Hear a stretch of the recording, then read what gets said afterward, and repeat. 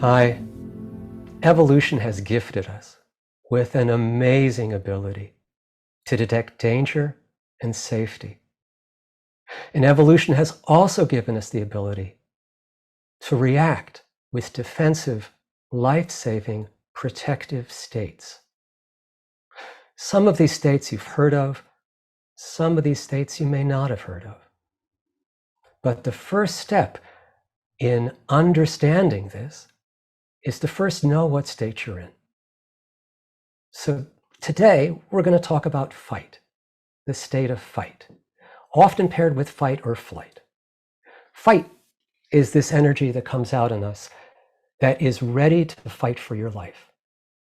Just like this guy here, red with anger, enraged, fists up, eyes narrowed down, tension in the hands, tension in the jaw, often tension in the belly, and frequently also tension in the neck and throat. We are ready to strike. We are ready to do whatever it takes to save our lives and to stop the danger. It's a wonderful ability that we have. And it was given to us, it was developed specifically so that the species can continue to survive. Where we run into problems is that often, for many of us, this can be triggered not because we're being chased by an enemy, but because someone took our parking space, or you got fired from a job, or you have a disagreement with your beloved. In these ways, normal events of life trigger a defensive survival state, which is fine if it's triggered for a moment or two. But one of the interesting things about all states is that they're designed to keep you in them. In other words, if I'm supposed to fight for my life and I'm only angry for 30 seconds and then it kinds of go away and I want to ask the other person to go out for a coffee, that might be nice, but that's not going to save me in a really dangerous situation. So states self-fuel. They keep us thinking and spinning in the state so that we keep amplifying the energy. We make our fight state longer lasting. And this can produce problems for us because it really sucks to be angry all the time. And it also produces struggles in our relationships where we find that anger tends to push people away. So what can you do when you find that you're angry and you'd rather not be? Well, the first thing you can do is to notice that you're angry, to truly stop and notice that you're angry.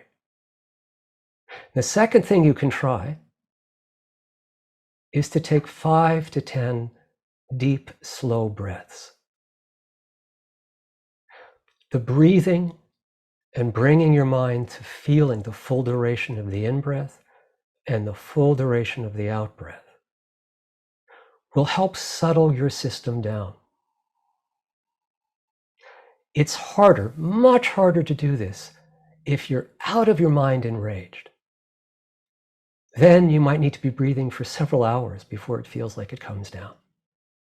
But with minor frustrations, irritations, the stuff that happens maybe several times a day, 5 to 10 breaths may be enough to help you exit that fight stage and come back to a state of balance. And in that state of balance, you have the freedom to respond as you'd like to. Now, if you've had trauma in your background, that's going to increase the tendency for your states, like fight, to take less to set them off. And once they're set off, they tend to go longer.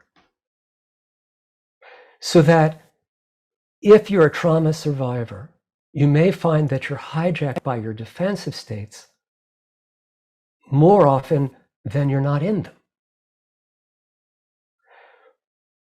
The work that we now know can truly help trauma survivors, and for that matter, all of us, feel less chronically hijacked by our states and more able to be present and determine the state that we're embodying.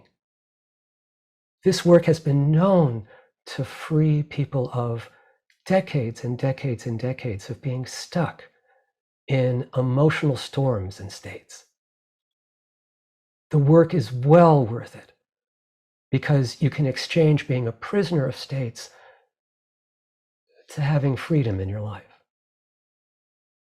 If you'd like to learn more about this, if you'd like to go deeper into really practicing how to notice a state and how to shift out of that, then check out our program, the Healing Trauma Certificate Program, How to Navigate Your Nervous System, Embody Safety, and Be a Healing Presence.